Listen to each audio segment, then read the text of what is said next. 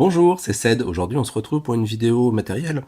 On va faire un petit setup. On va se faire on va se monter cet ato que je viens de recevoir, donc un RDTA, le Faris de chez Wotofo, que je vais monter en BF, donc sur cette box, donc de chez Desire, la Cutskunk Mod.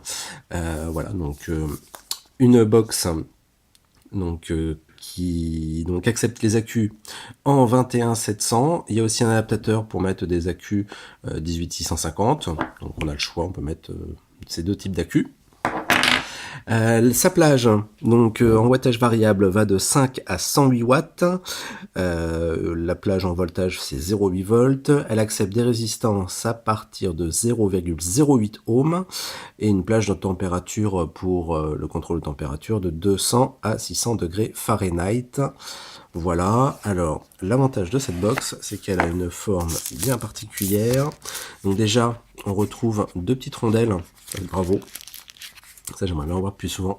Des petites rondelles, vous voyez, transparentes pour protéger votre box des rayures quand vous montez la taux. Vous avez l'adaptateur, je ne vais pas l'attraper, l'adaptateur pour mettre les accus 18650. Et dedans, il y a voilà, un câble USB et mes deux petites rondelles. Voilà. Et une petite manuel d'utilisation et toute la petite paperasse qui va avec. Donc la box, voilà, donc qui a une forme bien particulière. Je vous la montre comme ça pour que vous voyez bien. On l'a bien en main, c'est vraiment pratique. C'est que là, j'ai accès au bouton, j'ai l'écran devant moi et mon doigt a accès à la bottle de skunk. Voilà, c'est une forme atypique, mais qui est carrément super pratique en main. Là, quand je suis comme ça, j'ai accès à tout. Et je peux monter ici avec l'écran devant. Alors, hop là, on va monter ça. On va se mettre donc accès à la bouteille en silicone. Un petit peu, j'aime bien. Elle est pas trop souple. Vous voyez, elle est un petit peu dure quand même pour une bouteille de silicone. J'aime bien. Elle est pas trop souple. Donc quand on va venir la reposer, en plus c'est plutôt pratique. On va pas trop avoir appuyé dessus. Donc le plus, le moins est indiqué. Voilà. Alors on va se mettre un accu.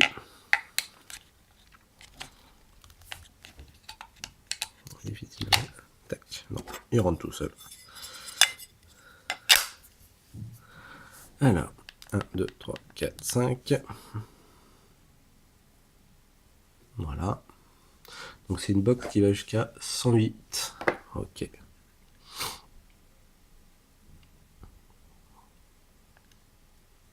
Ok. L'écran est plutôt lisible. Je sais pas comment il apparaît.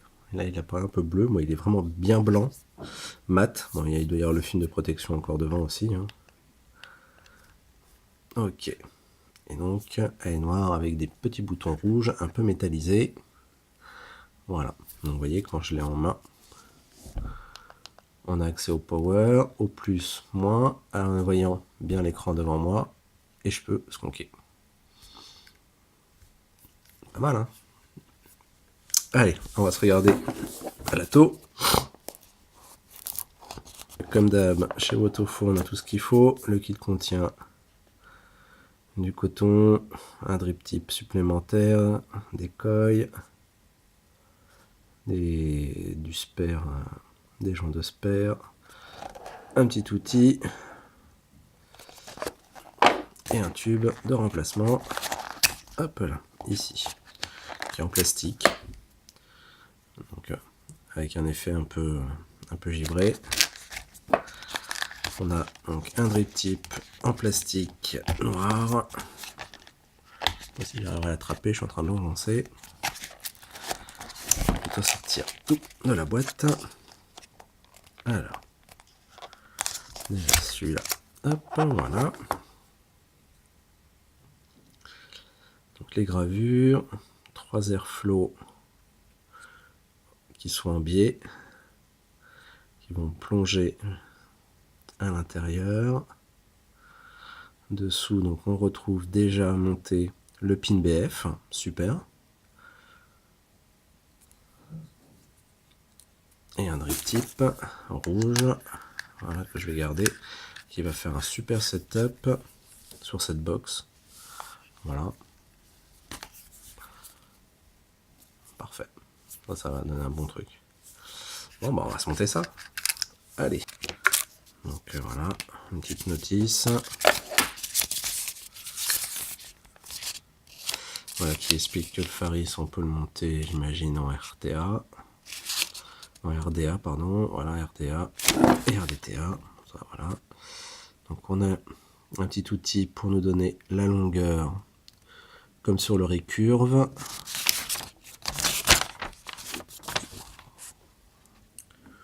Ok. Bon, ça a l'air cool tout ça. Donc on a un mode d'emploi plutôt bien détaillé. Donc on retrouve en coil des coils Watofo. Donc en NI 80, 0,33 ohms. Donc si on en met deux, on doit tomber à 0,16, 0,17. Pas mal. Deux petits pads de coton japonais, enfin des petits lacets de coton. Et donc tous les petits outils de spare. Avec même des joints de couleur, ça c'est pratique si vous voulez. Vous en avez plusieurs, vous voulez reconnaître par exemple les parfums. C'est parti. Donc, notre réservoir, ok.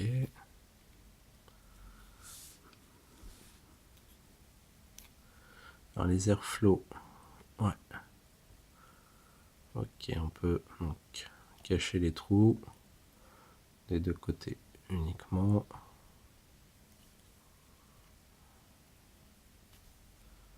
Ok. Le drip tip, donc sans joint.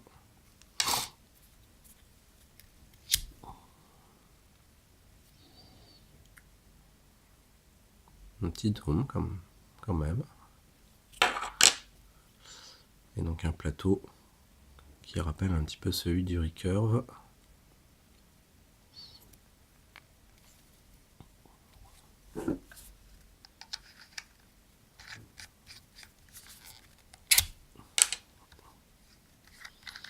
Ok. Donc voilà le plateau.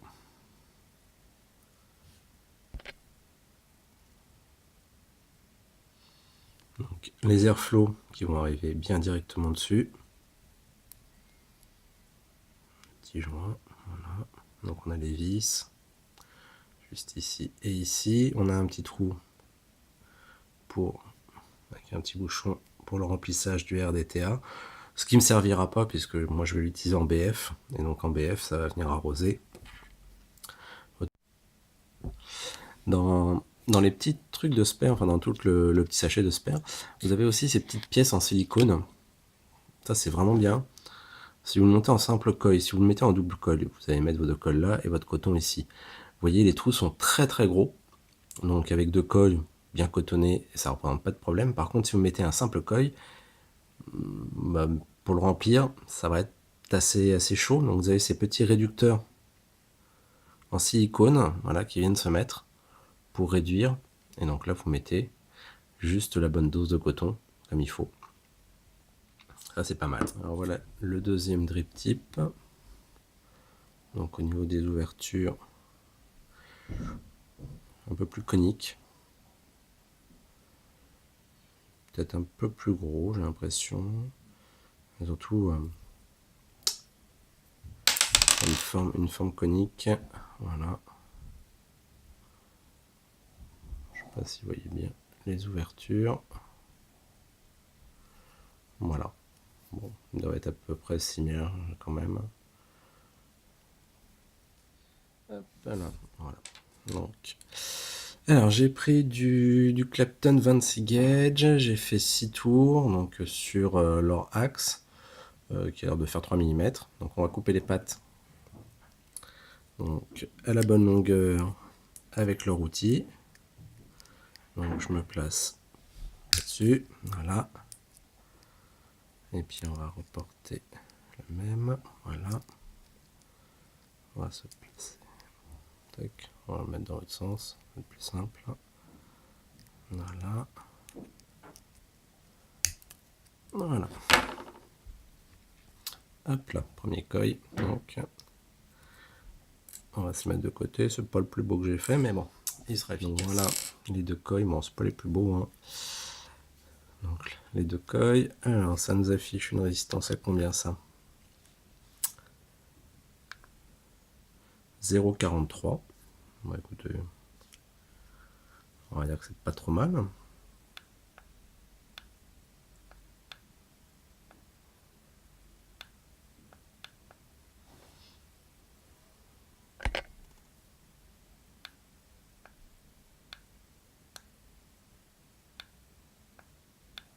On va vérifier qu'il n'y a pas de point chaud là-dessus. Je vais profiter là de qui n'est pas encore cotonné pour vous montrer donc l'airflow. Vous voyez, l'airflow arrive bien juste sous le coil quand vous l'avez bien mis.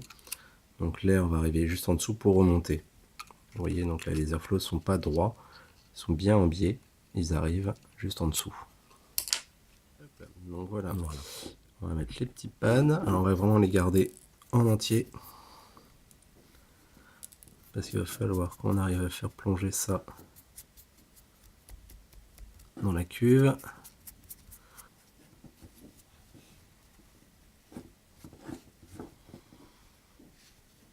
Ok. Tac.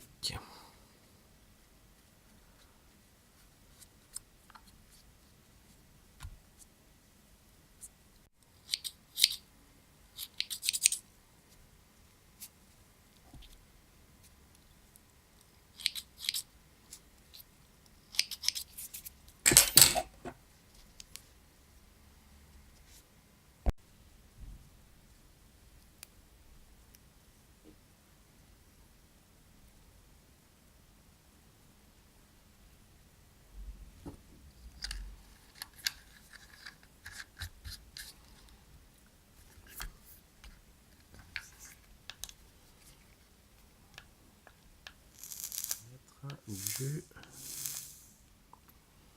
Voilà. Donc on va remplir maintenant la bouteille.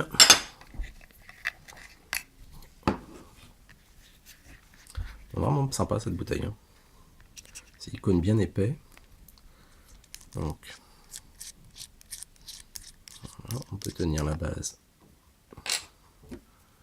Hop, on va remplir. Voilà.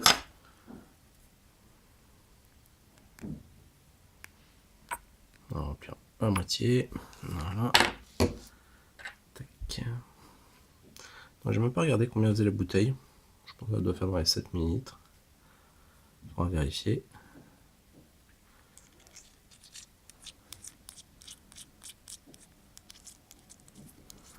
Ou 6 ml, elle doit faire, je pense. Tiens, par exemple celle de la RSQ pour comparer. Ouais, donc c'est comme pareil.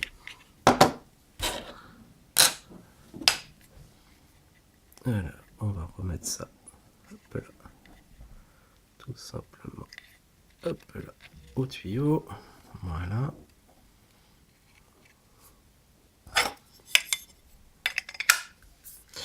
Le métal aussi, la porte, hein, on a une belle porte, hein, bien épaisse, en métal,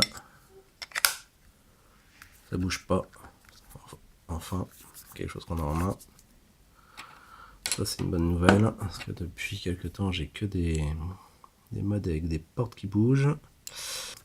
Alors voyons voir comment ça se remplit si je conque. Voilà, on voit le liquide qui arrive à l'intérieur. On a bien du jus.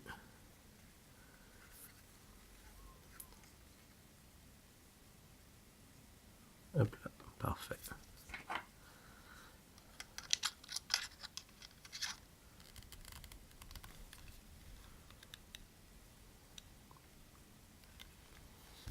Voilà, vous voyez. Voilà, donc on a bien ce conquet. Voilà donc le rendu final. Pour montrer hein, quand même la bouteille qu'on avait déjà à moitié remplie.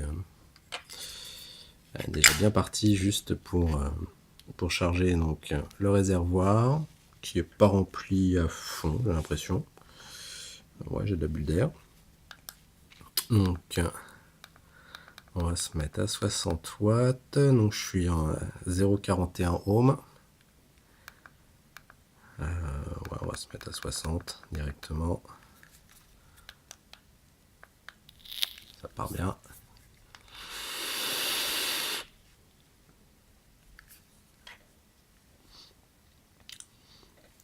Pas mal.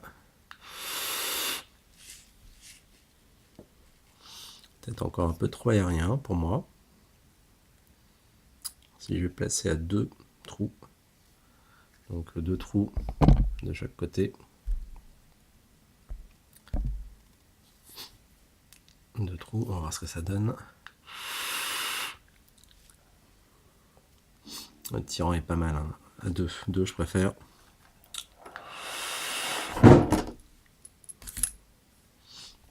Au niveau des saveurs,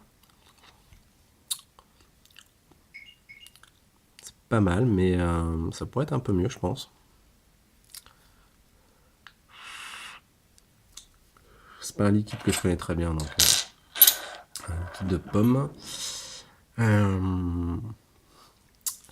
Ice Apple et Aloès. Bon, Aloès, je sais pas ce que ça donne. Je retrouve bien la pomme. En tout cas, niveau vapeur, production de vapeur, on est très très bien. Donc là, j'ai mis le petit joint rouge, histoire de compléter le setup. Donc voilà en main ce que ça donne. Donc j'ai accès à la bouteille, accès au bouton. Il n'y a aucun jeu nulle part. Vraiment bien. Donc niveau lumière, donc on a un petit, comme dans tous, 1, 2, 3. Donc là on peut changer le wattage. Donc on a le NI, le TI, le SS, ensuite le TCR1, le mode curve qu'ils appellent PMG. Voilà. 1, 2, 3, 4. Donc là, comme sur tous les modes Desire, 4. Donc, et on peut changer le module de LED. Donc toujours allumé. 1, 2, 3, 4. Donc là, éteint. Que quand éteint en mode, si on n'appuie pas, puis qui s'allume quand on fait power. On peut pas complètement l'éteindre. 1, 2, 3, 4. Ouais, c'est ça. Il y a soit toujours allumé. 1, 2, 3, 4. Ou alors allumé quand on tire une barre. Et 1, 2, 3, 4, 5. Voilà, pour la mettre en off. Voilà, donc on a Desire design gravé sur une des tranches. Et franchement, super box. Hein. Bon, ça il faudra peut-être l'enlever. Mais en tout cas, vraiment agréable en main. Avec en plus cet ato, je trouve que le setup rend vraiment bien. Voilà, mais bah écoutez, je vous remercie pour avoir regardé cette vidéo et je vous dis à la prochaine.